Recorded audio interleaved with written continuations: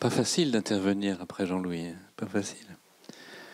Moi, je vais changer d'échelle, je vais revenir à une échelle plus domestique, qui est celle de la maison.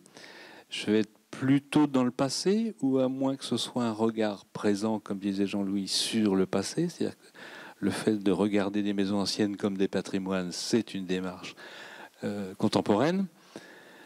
Avec, en un quart d'heure, l'impossibilité de parler de tout, avec deux asymptotes quand même, qui me font toujours peur, puisqu'on a dit au début, Julien a parlé du mot patrimoine qui englobait de plus en plus. Maintenant, on a le patrimoine immatériel, on a les zones naturelles. Après tout c'est patrimoine aujourd'hui. Toutes les activités, le jeu de boules, la nourriture, tout. Mais c'est un peu dangereux, ça. Parce que si on dit qu'on garde tout, comment on fait, sachant que dans 5 milliards d'années, de toute façon, le Soleil va nous avaler. Donc, on a beau dire qu'on va tout garder, ça n'aura qu'un temps quand même. Enfin, je suppose qu'on ne sera pas bien dans 5 milliards d'années. Et puis, les deux asymptotes qui me font peur, c'est la Beauce et Jérusalem. C'est-à-dire de se dire, tiens, je vais aller vivre dans la Beauce, et il n'y a pas de patrimoine, ni végétal, ni architectural, il n'y a rien. Il y a des champs de blé et de maïs. Qui a envie d'habiter là? Ou même d'y passer une semaine de vacances. Et puis, l'asymptote, donc il n'y a pas assez de patrimoine, il n'y en a pas même. Et puis, il y a l'autre côté, c'est Jérusalem. Il y a tellement de patrimoine à Jérusalem qu'il y a eu combien de millions de morts depuis le Moyen-Âge pour cette ville? Est-ce que ça vaut le coup, finalement? Ça, c'est le problème de sauver le chat ou sauver le Rembrandt de l'incendie. Qu'est-ce qui est le plus important? Mais vous voyez, ce trop de patrimoine est aussi un danger. Bon, on va s'arrêter entre les deux à nos petites maisons de Loire-Atlantique. Je trouve les flèches, voilà. Donc, mon sujet est beaucoup plus modeste que celui de Jean-Louis. Maison ancienne en Loire-Atlantique, être acteur de la préservation des patrimoines et de la qualité du cadre de vie global. Comment ce que je fais de ma maison influe sur le bien commun, au sens de Victor Hugo tout à l'heure. Donc entretenir, restaurer, agrandir une maison, c'est un projet financier, projet familial, projet de lieu de vie. C'est une dimension architecturale, technique et culturelle. On l'a dit tout à l'heure, je viens de l'a dit. C'est choisir un lieu de vie, à quelle maison, où est cette maison, comment elle est faite, comment je vais pouvoir aménager ma vie là-dedans. C'est une action éco-responsable. Alors ça, c'est pas tellement mis en avant, mais c'est une réalité dont je vais parler un tout petit peu. Et c'est une participation au bien commun. Alors, je reviens à la carte de tout à l'heure, où on voit cette grande tache blanche qu'est la Loire-Atlantique. On se dit, mais alors, il y a du patrimoine partout, sauf en Loire-Atlantique. Non. Il y a autant de patrimoine en Loire-Atlantique qu'ailleurs. Simplement, on ne porte pas le même regard que celui qu'on porte en Anjou, en Bretagne. Bon. Et pourtant, il y en a du patrimoine. Regardez quelques photos de la Loire-Atlantique. On a beaucoup de choses absolument magnifiques, très différentes les unes des autres. On va d'un port breton à la Brière, à la petite vache là, à Saint-Étienne-de-Montluc, dans un paysage de bocage verdoyant, à des ports comme Paimboeuf, au vignoble en bas à droite, avec des architectures, ce qu'on appelle Sud-Loire à Nantes, et puis au littoral, donc à Préfaille, avec ce mélange d'architecture et de paysages arborés qui donne un paysage littoral, paysage qu'on appelle balnéaire, et puis des villes bretonnes comme Le Croisic, comme Guérande, etc. Tout ça, ça fait la Loire-Atlantique. Donc il y a vraiment beaucoup de patrimoine à la Loire-Atlantique, beaucoup de belles choses qu'on regarde finalement pas tellement.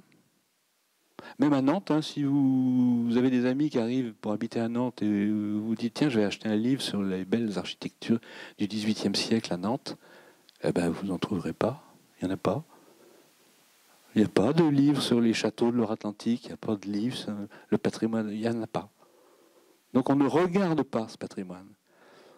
Alors, peut-être que c'est parce que c'est trop varié. Hein, il y a ce qu'on appelle les typologies en architecture. Donc effectivement, on ne peut pas comparer une église, un château, une maison, un four à pain, etc. En Loire-Atlantique, il y a toutes les typologies, comme partout, sauf dans la Beauce. Il y a des styles culturels. C'est-à-dire qu'il y a des influences bretonnes, il y a des influences vendéennes, il y a des influences angevines, on a même des influences italiennes. Donc ça fait une difficulté de se repérer, d'avoir une identité patrimoniale forte. Quand vous allez en Dordogne, hein, c'est la même pierre partout, vous allez voir tous les châteaux, toutes les villes, vous savez que vous êtes en Dordogne partout. Si vous allez dans le Finistère, c'est pareil, le granit est très présent, les formes architecturales, vous allez les retrouver pratiquement dans toutes les villes du Finistère et les bourgs. En Loire-Atlantique, non, quand vous passez de Châteaubriand à Clisson ou à Guérande, vous passez d'un univers à un autre. Alors, d'où ils viennent ces patrimoines? D'un socle géographique, de l'eau, vallée de la Loire, zone humide, je vais vite. D'un socle géologique, hein, Nantes, alors sur le plan géologique, Nantes est en Bretagne, je n'irai pas plus loin dans le débat, c'est-à-dire que le granit arrive à Nantes par il y a une grande faille qui s'appelle le Sillon de Bretagne, hein, qui traverse Nantes, qui vient du Morbihan. À Nantes, on le voit au niveau de Chantenay, là, les boulis de rochers, c'est le Sillon de Bretagne, le granit, ça passe sous la Loire, ça va à Clisson. Donc le granit est très présent. Les gneiss, les schistes, toutes les pierres de l'époque primaire. Et quand il y a du tuffeau ou des pierres calcaires en Loire-Atlantique, elles ont été importées. Elles sont venues en bateau par la Loire, de Touraine ou d'Anjou, ou elles sont venues en bateau par la mer, de Charente ou du Bordelais. Tout ça fabrique les patrimoines. L'histoire, bien sûr, l'histoire de Loire-Atlantique que je ne vais pas vous raconter, quelques grands traits. Au Moyen-Âge, on a une marche entre la France et la Bretagne. Donc on a une série de châteaux forts de Saint-Malo jusqu'à la Vendée pratiquement, qui marquent la frontière, qui défendent la frontière entre la France. Donc ça, c'est Châteaubriand, c'est Clisson, c'est Nantes. On a le développement au XVIIIe siècle du port de Nantes, puis au XIXe siècle de l'estuaire et de l'industrie. En 1850, qui était vraiment 1850, c'est pas une date, mais c'est une période charnière pour la Loire-Atlantique. L'industrie se développe, l'agriculture se modifie complètement grâce aux engrais. On passe des landes au bocage et donc à l'élevage. En 1850, on invente la brique 5, 11, 22. Avant, on faisait des tuyaux artisanaux qui étaient difficiles à utiliser. Ils étaient tous de tailles différentes. En 1950, on invente une brique qui fait 5 cm par 11 cm par 22 cm, que n'importe qui peut utiliser. C'est toujours le double, c'est facile à monter. Un agriculteur peut construire sa ferme. Tout le monde peut faire de l'architecture très vite et pas cher avec un matériau industrialisé. C'est très présent, la brique en Loire-Atlantique.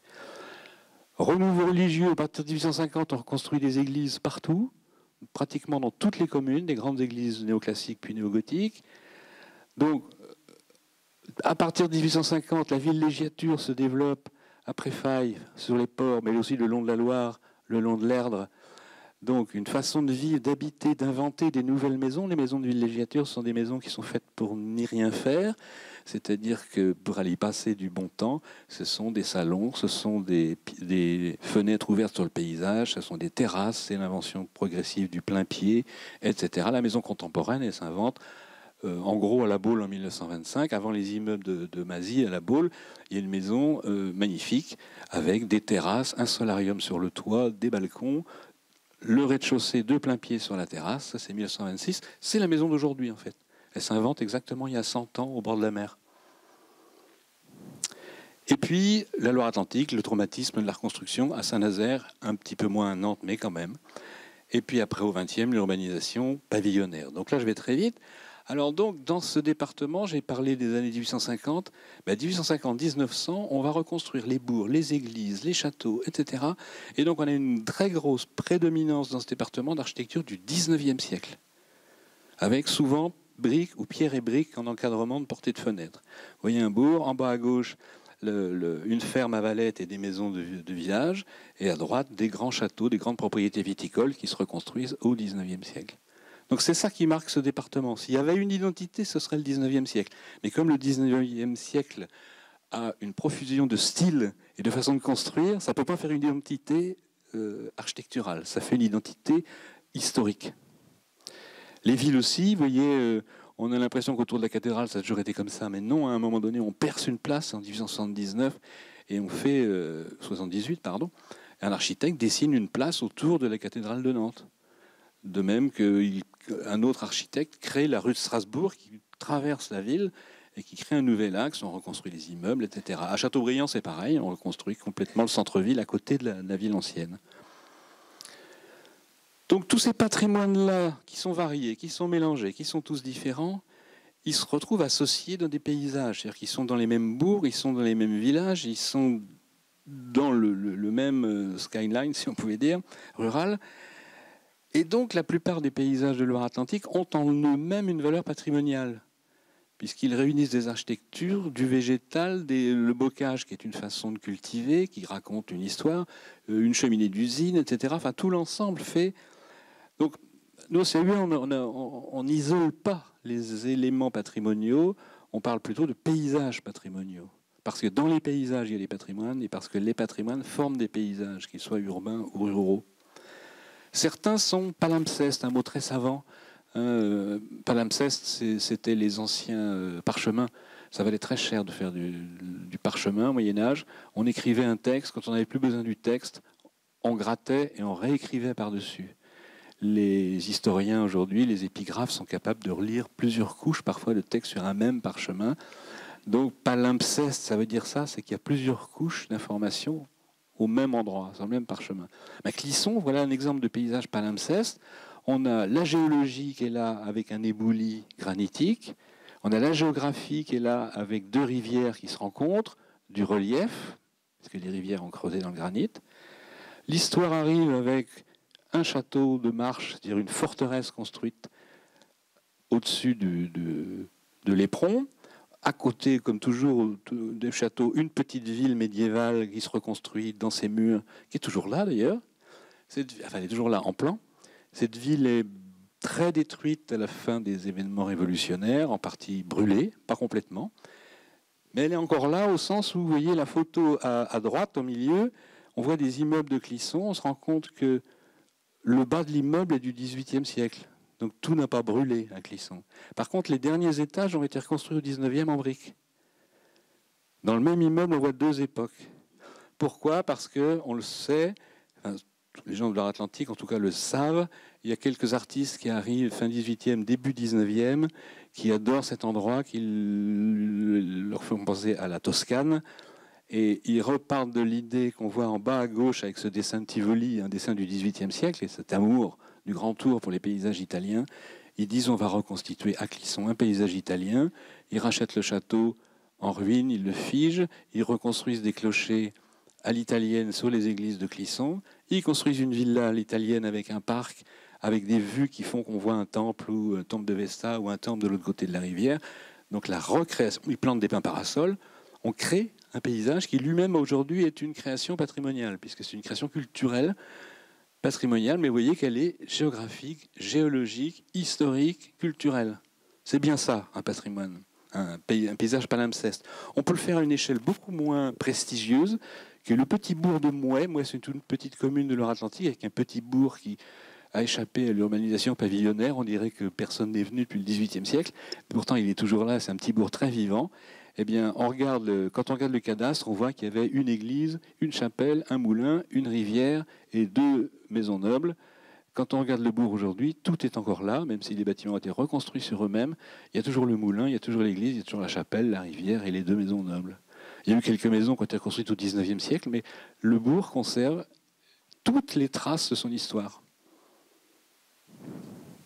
Alors, ces catégories de patrimoine, dont je vous dis qu'ils sont très variés, moi j'ai l'habitude de les classer en 4 niveaux, parce que tous les patrimoines ne se valent pas, et tous ne sont pas considérés de la même manière.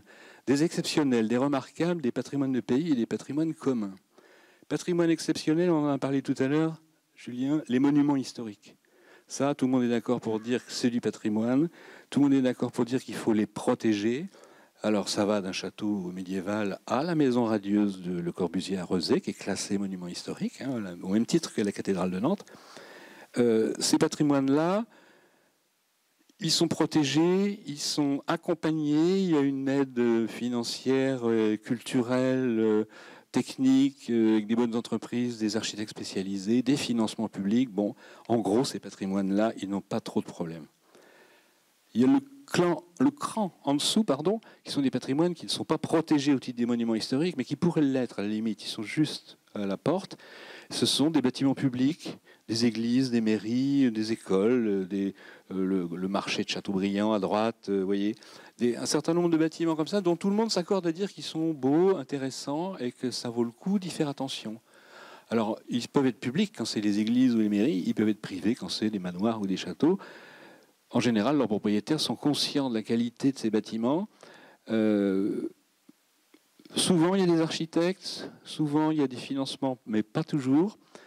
En tout cas, il y a des entreprises compétentes qui interviennent dessus, qui fait que globalement, c'est un patrimoine, même si on sait qu'il y a des châteaux en ruine, parce qu'on ne pourra pas sauver tous les châteaux de France, globalement, c'est quand même un patrimoine qui se maintient relativement bien. On a en bas de l'échelle, je dirais même en échelle de taille, c'est tout ce qu'on appelle le patrimoine de pays ou petit patrimoine ou patrimoine de proximité, tout un tas de petits édicules qui ont la particularité à la fois la plupart du temps de ne plus servir à rien, parce qu'on ne se sert plus du lavoir ou du moulin, ou bon, on s'en sert plus, et pourtant les gens ont envie que ça se conserve. Alors heureusement, ça ne coûte pas très cher à restaurer. Souvent, il y a des associations qui s'en occupent, des habitants d'un village qui restaurent le four pour faire des pizzas, etc. Donc là aussi, curieusement, alors que c'est un patrimoine pratiquement inutile, les gens y sont tellement attachés que c'est un patrimoine qui se tient bien. Et puis, il y a le gros du patrimoine. Alors je ne sais pas si c'est 70, 80, 90% du patrimoine. C'est ce que j'appelle les patrimoines communs, c'est-à-dire là où nous habitons, nous. Je dis nous parce qu'il y a peut-être quelques châtelains ici, mais je suppose que ça ne fait pas la majorité. En majorité, on habite tous dans des appartements, dans des maisons, plus ou moins grande taille, qui forment des rues, qui forment des places, qui forment des villages, qui forment des bourgs et qui forment des villes. C'est à la fois là où tout le monde habite, c'est là où tout le monde passe dans la rue, c'est là où on va dans un magasin. Donc c'est l'essentiel du patrimoine. C'est ce qui fait la matière même des villes. Et paradoxalement, c'est en grande partie pour ça que les touristes viennent en France. C'est-à-dire qu'évidemment, les quarts de Chinois vont à Versailles et retourneront à Notre-Dame de Paris. Mais il y a une énorme majorité des touristes qui vivent. Vous savez que la France est la première destination touristique du monde quand même. Et ce n'est pas uniquement pour les palmiers, il n'y en a pas. Donc les gens viennent visiter les villes. À Nantes, il y a énormément de touristes l'été, des Espagnols, des Italiens, des Allemands, des Hollandais. Bon, ils vont visiter le château, mais ils passent le reste du temps dans le Bouffay à se promener dans les rues et à regarder les rues, à regarder du patrimoine commun. Alors ce patrimoine commun, il a beaucoup de qualités, beaucoup de diversité, mais il a beaucoup de défauts. Un, il faut l'adapter au mode de vie, parce qu'on n'habite plus aujourd'hui, on vit plus aujourd'hui comme en 1900 ou en 1700. Donc c'est un patrimoine qui a besoin d'être modifié, d'être adapté. Là, il n'y a pas de financement public. Il y a très rarement des architectes. Il n'y a pratiquement pas d'entreprises compétentes. Il y a plutôt des gens qui se promènent avec une camionnette et qui vous vendent du bardage ou une peinture pliolite pour mettre sur la façade ou un produit pour démousser la toiture. Donc ça doit bouger, c'est pas aidé, il n'y a pas de compétences. Donc finalement, c'est celui-là qui est menacé. Or, c'est l'essentiel de notre patrimoine. Et c'est là où on est tous co-responsables, par la banalisation, par des mauvaises interventions. Je vous montre là un exemple. C'est pas moi qui ai fait cette petite animation, c'est une architecte de La Rochelle qui s'appelle Anne Boisset, qui travaille sur le patrimoine. Elle a pris l'exemple d'une maison dans le bourg de Saint-Brévin-les-Pins. Saint-Brévin-les-Pins, c'est aussi un petit bourg ancien du 19e siècle. Imaginons une maison à Saint-Brévin en 1900. Elle a ses petits encadrements en briques et pierres, elle a sa toiture en avancée avec du bois peint, elle a un joli balcon en bois peint, des volets, des menuiseries, etc., un bel enduit, de la brique, des bandeaux, etc. Bon. Jolie maison banale de Saint-Brévin-les-Pins en 1900. Et puis, au cours des années, on va faire quelques travaux quand même d'entretien. On va enlever les volets, parce qu'ils étaient un peu pourris, puis bon, après tout, on n'a pas besoin de volets. Alors on les enlève, on les restaure pas, on les répare pas. Puis un jour, c'est le balcon qui donne des problèmes. Le garde-corps en bois, il a pourri. Bon, tout le monde dit, t'as qu'à l'enlever ton balcon, de toute façon, tu n'y vas jamais. Et donc, comme on a arraché le balcon, on a abîmé l'encadrement de la fenêtre, on refait un encadrement ciment à la fenêtre. Quelques années après, on a revendu la maison, c'est un commerce qui s'installe. Donc on ouvre une petite devanture au milieu. Puis le commerce, il marche bien. Deuxième devanture, il marche très bien. Troisième devanture, là on a vraiment un beau commerce. On continue. Bon, ça marche tellement bien qu'on fait un beau ravalement pour montrer qu'on est un commerce prospère. Alors là, évidemment, ciment, hein, ciment blanc. Et puis la dernière intervention, c'est dans la toiture. On enlève ces bouts de bois là, un petit peu pourris, qui ne servent à rien et puis qui vont coûter cher s'il faut les refaire. Alors c'est pas une fiction ça, parce que regardez à Saint-Brévin-les-Pins, la maison elle existe. Là on la voit à gauche en 1900 et on la voit à droite aujourd'hui. Donc c'est une banalisation progressive que personne n'a vue, que personne n'a souhaité même. Mais à chaque fois qu'on a fait une intervention, on a enlevé quelque chose, on a banalisé.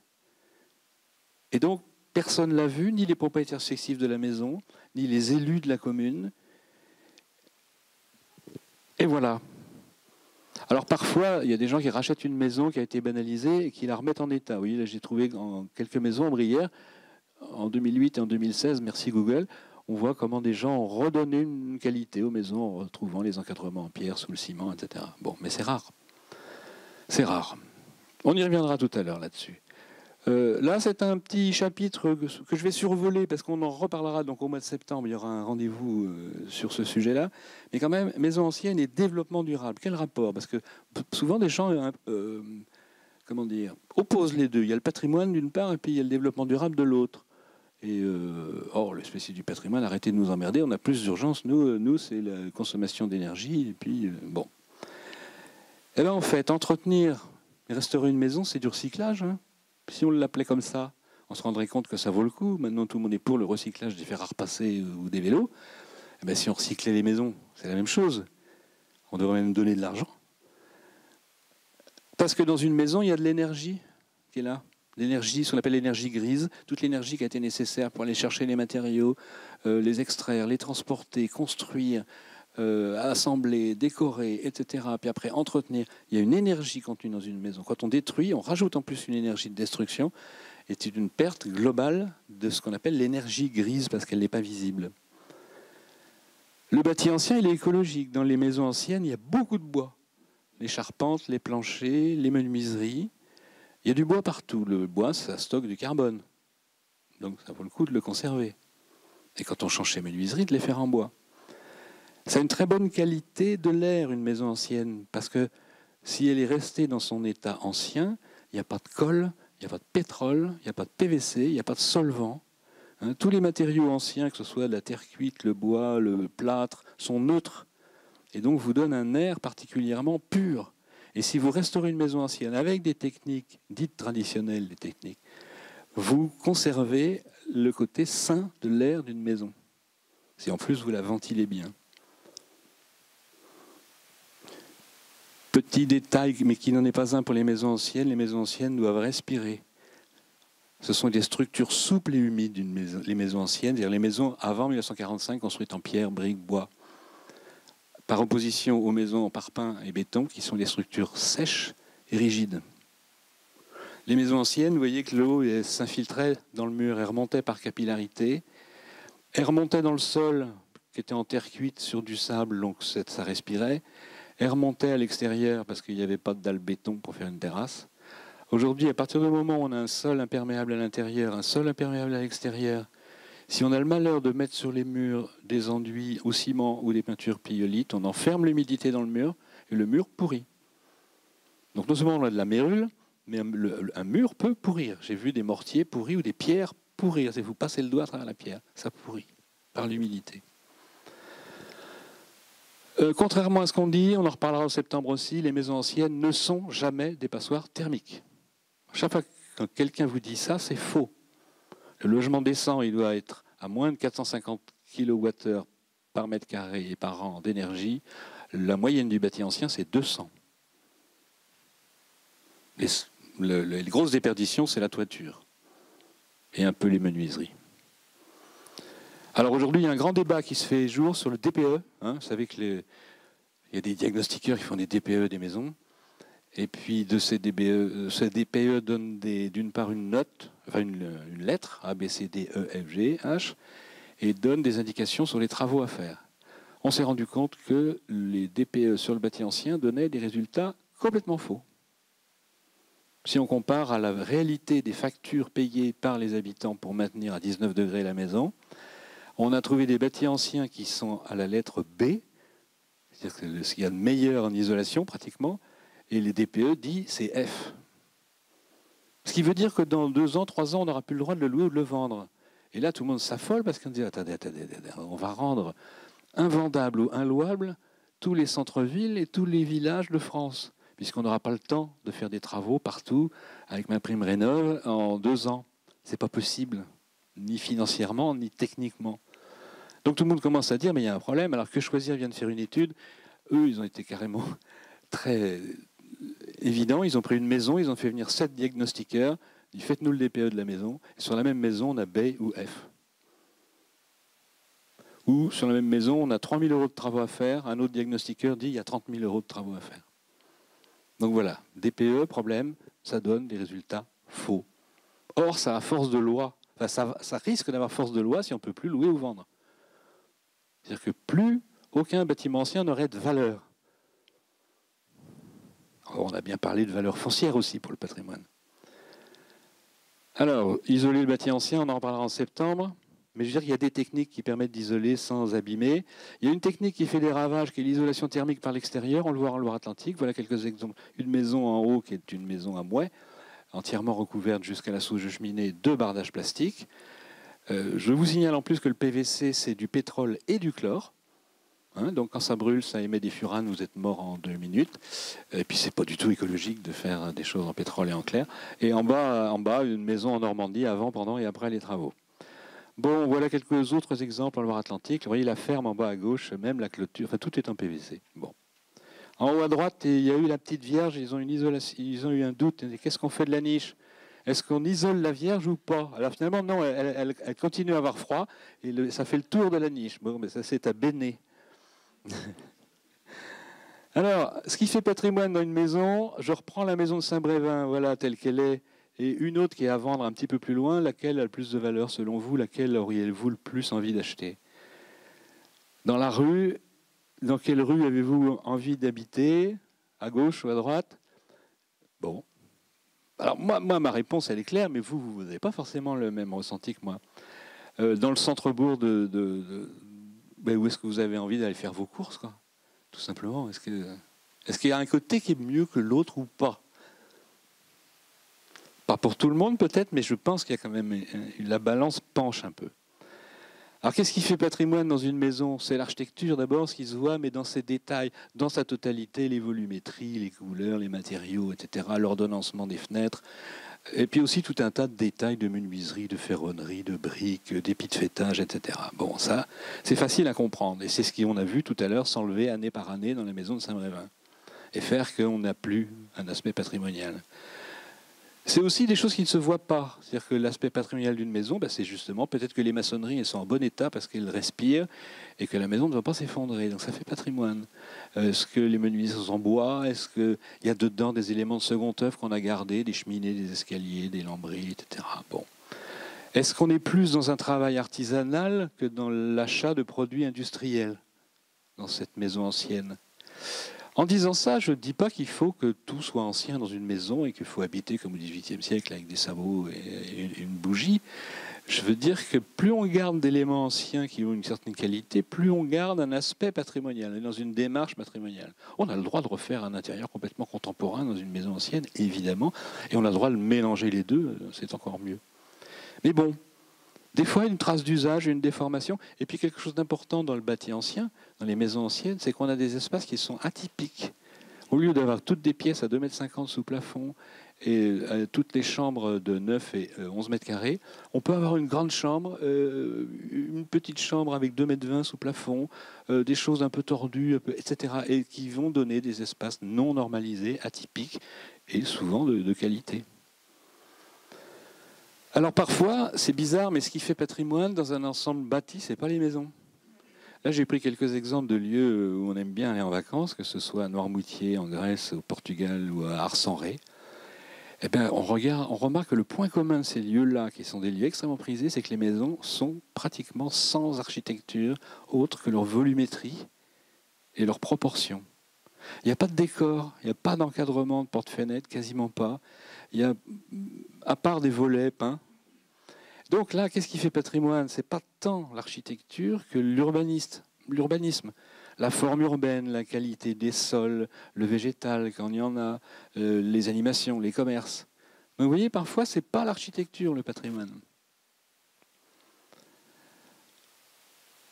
La préservation du patrimoine est un projet. Je tiens beaucoup à cette idée-là, parce que je l'ai dit tout à l'heure, c'est comme l'intérieur d'une maison. Il ne s'agit pas de revenir en arrière, il ne s'agit pas de muséifier la France ou les villages, etc. C'est un projet, savoir de dire quel projet on a quand on fait une maison. Projet financier, mais projet de lieu de vie essentiellement. Et puis, un quartier, une village, une rue, quel est le projet? Est-ce qu'on veut une belle rue avec des belles façades, avec des végétaux, avec des arbres qui donnent de l'ombre, etc.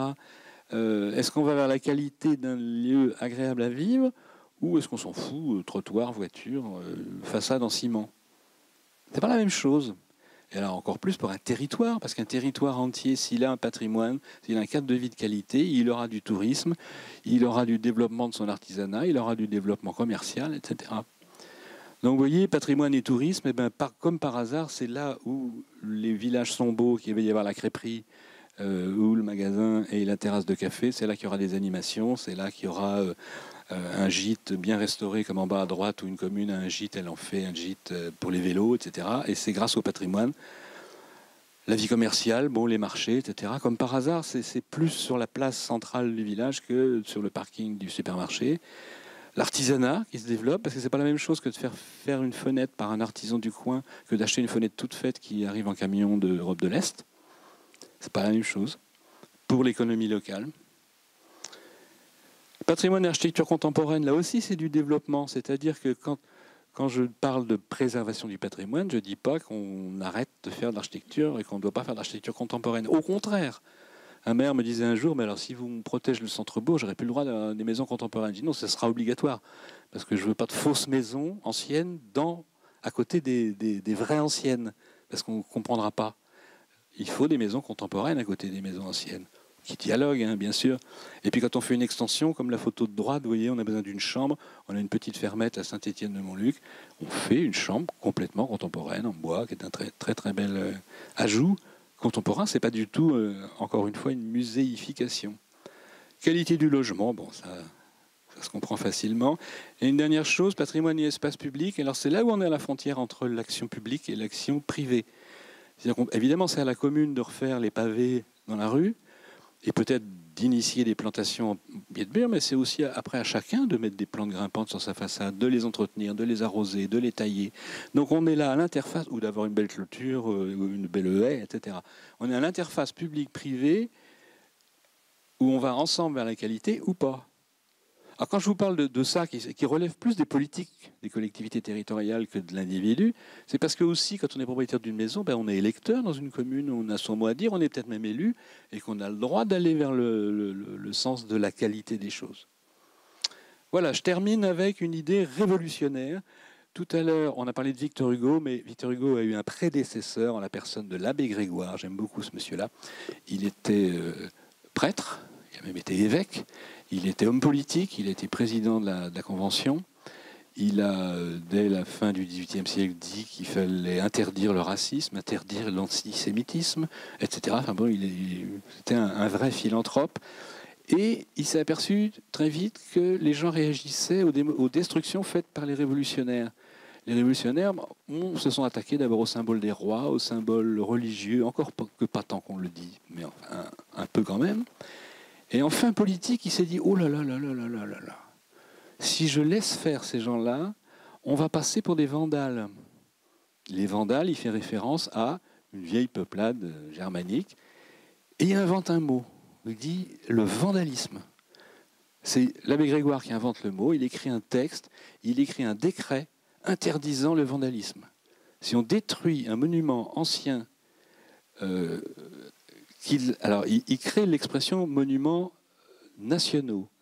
Il n'écrit pas encore monuments historiques, il n'utilise pas le mot patrimoine. Mais il dit monuments nationaux. Là, il pense aux châteaux, aux églises, tout ce qui... Même ce qui vient des rois est un témoignage. On doit le garder. Et donc, il écrit un texte sur les vandales, le vandalisme. Et en haut à droite, vous voyez un extrait de son... parce que c'est un projet de décret. Ces monuments contribuent à la splendeur d'une nation et ajoutent à sa prépondérance politique. C'est là ce que les étrangers viennent admirer. Les arènes de Nîmes et le pont du Gard ont peut-être plus rapporté à la France qu'ils n'avaient coûté aux Romains. Donc il y a l'idée extrêmement moderne là, du tourisme et le patrimoine qui rapporte des sous. Non seulement ça témoigne, mais ça rapporte des sous. Et là, on est vraiment... En 1794, c'est très étonnant. Alors ben voilà, est-ce qu'aujourd'hui on veut être un vandale, au sens de l'abbé Grégoire? C'est-à-dire, voilà ce qui peut se faire en Loire-Atlantique sur des maisons, je n'ai rien inventé, hein. Ce sont des interventions sur des maisons anciennes de Loire-Atlantique. Ou est-ce qu'on veut faire un autre choix, qui va peut-être coûter un peu plus cher, mais pas forcément beaucoup, et qui va en tout cas considérablement changer la qualité de vie, j'allais dire changer la vie. Là, on se retrouve en 1981. Mais vous voyez, c'est curieux comme la politique, parfois, peut faire des boucles. Jean-Louis en a parlé tout à l'heure. C'est un prêtre révolutionnaire qui défend le patrimoine et qui initie la pensée de Victor Hugo, qui sera royaliste puis républicain et grâce à qui on doit la restauration de Notre-Dame de Paris. Voilà, c'est tout.